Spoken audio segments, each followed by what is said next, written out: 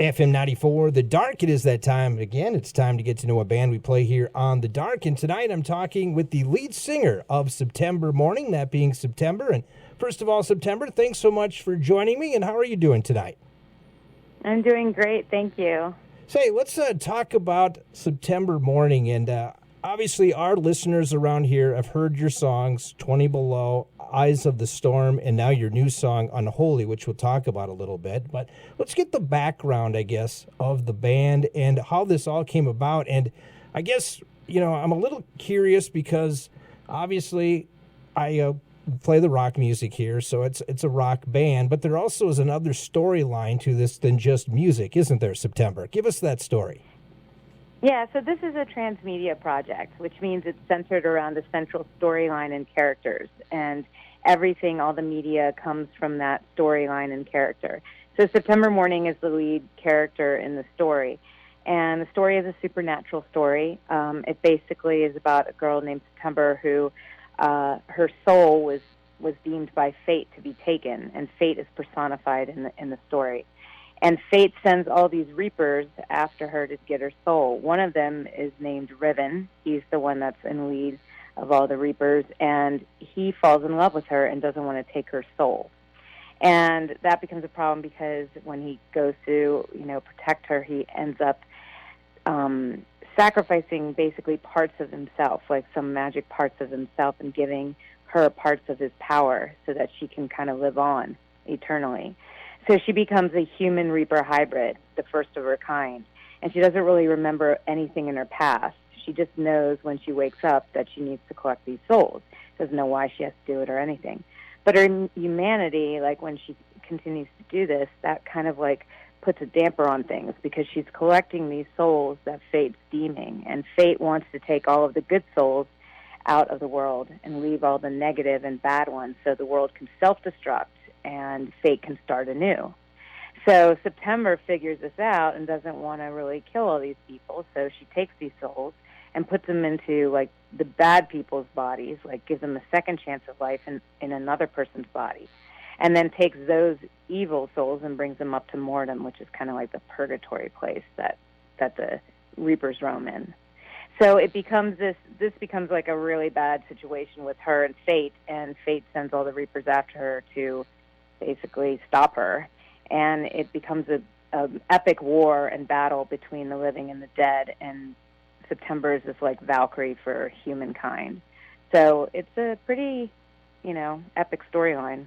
Absolutely. I'm glad you explained it because I would have had no idea how to explain it. So great job with that, September, by the way. Well, I guess what made you, use then the platform of music to, get this out there besides obviously what you had just mentioned? Well, it's based on a graphic novel. So the graphic novel, the comic books came first. There's 4 issues in the graphic novel that's out through Image Comics, Top Cow Comics. You can get it at Target.com, BarnesandNoble.com, or online at ImageComics.com or Top Cow Comics merch store as well. And you can read all about September and her war with fate and saving humanity. But it did start from the comic books and the storyline, and then the band, quote-unquote band, kind of came from that, and we decided to bring it to a musical platform and a theatricality on stage and kind of tell the story in like a live version. And so by doing that, the music kind of blossomed out of that. How is that, you mentioned Blossom. How has it changed, from what you started doing, obviously with the comic books and now using this as the platform in the rock side? How has it been received? And is it kind of joining 2 different entities together, like the ones that enjoy the comic books, that kind of stuff, and the ones that enjoy the rock music and that kind of stuff? Is it kind of intertwine the audiences now when you're seeing them live? Yeah, it does. It's really interesting. I mean, I set up the storyline in a particular way so that everything that we can do with it can be standalone or can actually be put together, and then you get the whole world, So if you just like the music, you can just listen to the songs. If you just like the comic books, you can just read the books. if you just like the videos, you can just watch the videos. Like, everything's kind of standalone, but if you put it all together, you get the full world, and you understand exactly what's going on. And because September is this reaper, and when she takes a soul, she kind of learns about everything that soul has been through, everything that soul has felt in like 2 seconds. So because she's the main storyteller on stage and writer, I can basically write about anything because she's collecting all these souls, so she has all these memories and all these things that happen to her. And by these songs that I put out, like, they can really be about anything, and therefore they're not particular to a specific lyric or story. So, in other words, if you like Coheed and Cambria, if Yep. you like that band, then you know that their lyrics are very, very, very specific to a storyline. It's not just like a generalized sort of like song that you can kind of relate to yourself. But with September Mourning, the song lyrics are a little bit more generalized, and you can and based on pure emotion, and you can kind of relay them to yourself. And I think that makes the project really, really strong. So. Sounds like it does definitely make it strong. And, I think things are kind of taking off for you, haven't in the last few years. Would you agree with that, with what's going on with you? Yeah, people really are starting to understand what we're trying to do and really get into it. And, we have fans now all over the United States and actually all over the world. We did Download Festival a couple of years ago, and we can't wait to get back to Europe and spread the story of September Mourning. It's been quite a ride so far, and we can't wait to make it bigger and better. And it sounds like this weekend you're excited because you're going to be in Atlanta for Dragon Con, which is a big deal, isn't it? It's a huge deal. Dragon Con's one of the biggest Comic Cons in the United States, and we are very, very blessed and feel honored to be asked to perform there on their main stage. That should be a great time indeed. Hey, let's get to the music a little bit more on the side of things. We're talking with September from the band and the project September Mourning. And I guess let's talk about some of the songs, the ones that I guess hit the top 40. And there were a couple of those in songs, Eye of the Storm and 20 Below. It's kind of like I said before. It's not...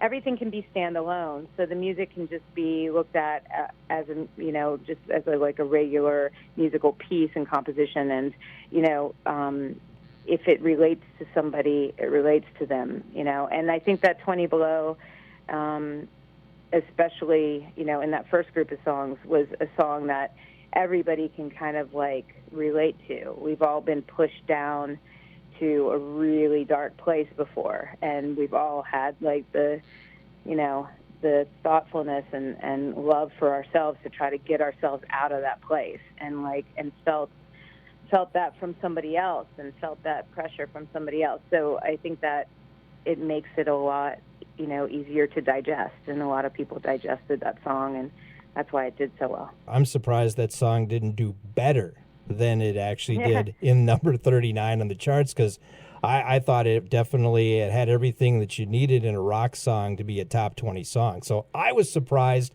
it wasn't in the top 20. Yeah, I was surprised it didn't make it up there, but there's a lot of outstanding factors that go into radio charts, and we don't have to get on that on the air because that's not probably something you should talk about. But there are external factors that go into radio charting besides being a great song. I will just put it as that. I understand that 100%, and I talk to a lot of up-and-coming artists, and it is the same thing. It's especially we're a small market station. We can play what we want. Right. Other stations, maybe not so much. But that's very rare, and we both know that. A lot of the bigger markets are told what to play. The labels, if you have a bigger label, they're always going to get top 20 before a smaller label. It's all bureaucratic BS. Yeah. We all have to play that game. It doesn't matter if you've written a hit song. Don't have the money behind it, it's not going to be a hit song. So how do you, I guess, push forward through that then? You just keep writing really great material, and then it becomes a different game. We've learned that we placate towards our fans, and we placate towards our audience, and that audience has been growing. And it's amazing what you can do to cut through bureaucratic red tape when you actually have a fan base that is rabid. Like, if you look at things like ICP, right? Mm-hmm. They never had radio play. Mm-hmm. They never had any of that. Exactly. But they have been a functioning, lucrative unit of musicians that are still to this day doing giant things, and they put on Gathering of the Juggalos, and we just played that, and it was just packed. And it's like, I mean, this is what, 20 years later? Like, Right. I mean, I can't even name a rock band that's ever put on its own festival and can draw like that. It's just not how it works. But they can, because they have a rabid fan base that is very, very devout. And I think that says something to, and I'm speaking to like other artists out there that get a little bit frustrated with the fact that, they're not on the major and they're not getting the $200,000 radio budget to push their song to top 20 for 4 weeks. Right. They're stuck with a really great song, but they don't have that. But you just have to learn to really play towards your fan base and excite your fan base and interact with your fan base, because it's all about your fans. Like, you cannot be a functioning artist without a fan base. That's how it works for the true artist. I mean, if you have a lot of money, you can do whatever you want. But I'm talking about people that don't, and that are really just doing it for the art. Well said. We're talking with September from September Mourning. The latest song is Unholy. And I guess before we get to that, as a kid growing up, did you always think this is where you would end up being? No, I was supposed to be a ballerina. Okay. I stepped on stage when I was 4 years old, and I was doing ballet, and I got a full scholarship to a performing arts school because of that. And I did performing arts like theater and ballet and music and everything like that, until I graduated. And then I went into a professional dance company. I mean, that was my trajectory. Okay. I was supposed to do that. And, but I kind of had a really bad accident, and it stopped my career. And so I had to figure out, I've got to do something else with my life. What am I going to do?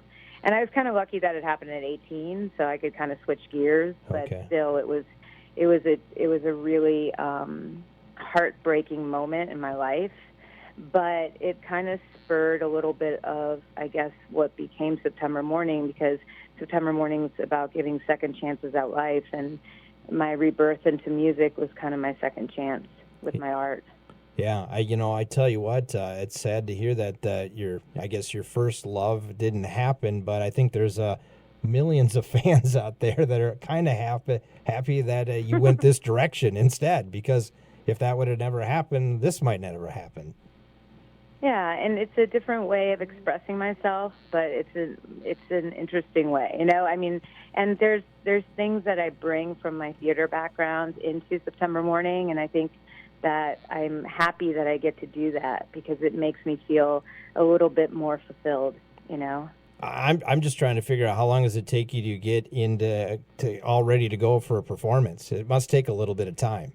I mean, I have 3 daughters at home and a wife, so I know what it's like to, trust me. Oh, wow. Thank goodness I have 3 bathrooms in my house. Yeah, I know. I trust me. I have 3 teenage daughters and my wife. You don't have a bathroom. Well, and I have a dog too, but they go outside, so that's how it works. But girls are always in the bathroom. No, I need more time for my makeup. Pretty much. It's 3 hours. Wow. From start to finish. Makeup, wigs, costume, everything like that. And then the tear down is about 45 minutes of putting everything away, Wow. doing any repairs I need to do on the costuming, stuff like that. Yeah. Well, I learned a lot here today just talking to you, September. This is fun. Actually, I come on and I talk to bands all the time, but it's always just, this. This is totally in a different realm that I've dealt with in a while for interviews. So very cool. I like it a lot. Thank you. Well, this is a different type of band. We're not really a band. We're a transmedia project. So we're talking about, a lot more than just your general, oh, this is my song played on the radio sort of thing. Nothing wrong with that. I like that. And I like it that you're just yourself, too. That's the cool thing about an artist. You can be expressive however that form may be, and you're just doing it what you love to do, and it's just great. Let's talk about Unholy. Give us the dirt, the details on this song, and kind of what's it all about.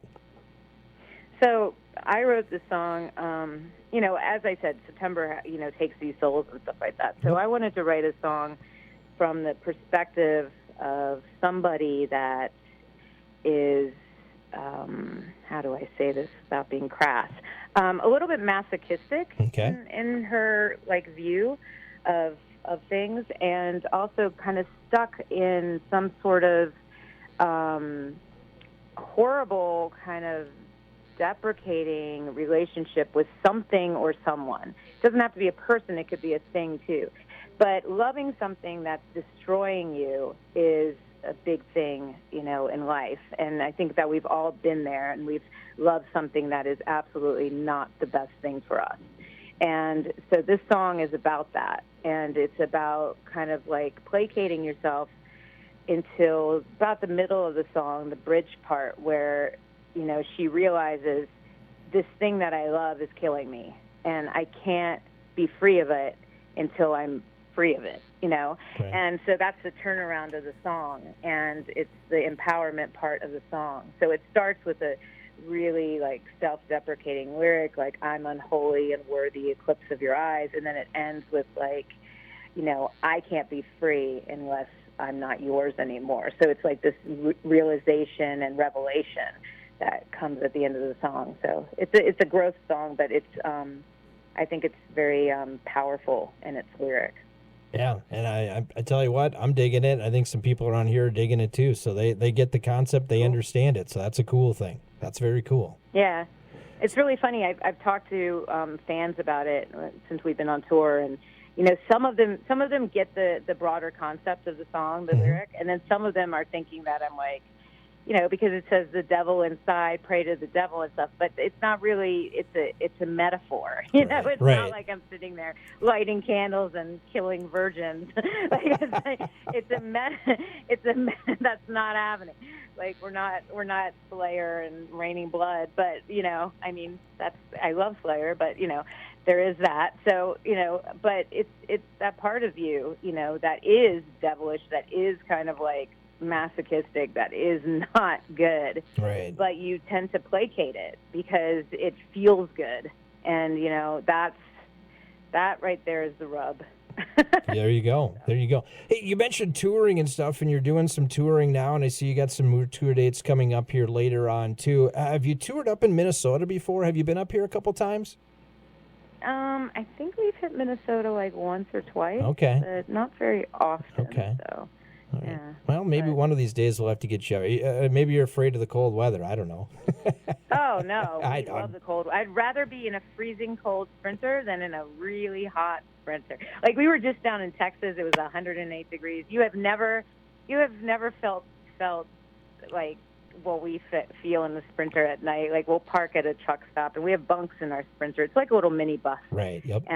But we don't have a generator, so we can't run the air conditioner. So, we make it really cold, and then we stop, and then slowly and surely it gets really warm. Really warm. And then you start sweating.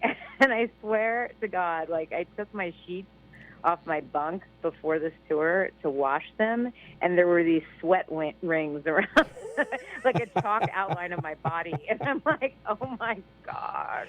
So for me, I'd rather be freezing and not dealing with that than... Well, there we go.